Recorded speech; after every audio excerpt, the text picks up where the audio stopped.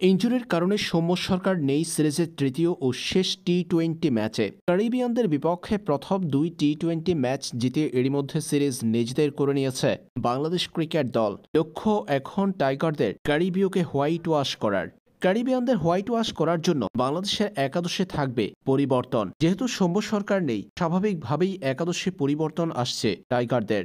ক্যারিবিয়ানদের বাংলা ওয়াশের সুবর্ণ সুযোগ হাতছাড়া করতে চাইছেন না অধিনায়ক লিটন দাস। সিরিজের প্রথম দুই টি-20 ম্যাচে জিতে এক ম্যাচ হাতে রেখেই সিরিজ নিজেদের করে নেওয়া বাংলাদেশ দলের একাদশ তৃতীয় টি-20 ম্যাচে হতে পারে লিটন দাস, তানজিদ হাসান তামিম, আফিফ হোসেন ধ্রুব, মেহেদী হাসান মিরাজ, জাকির আলী অনিক, শামীম হোসেন পাটোয়ারি, শেখ মেহেদী হাসান, রিশাদ হোসেন, তাসকিন আহমেদ, তানজিম হাসান সাকিব এবং হাসান মাহমুদ।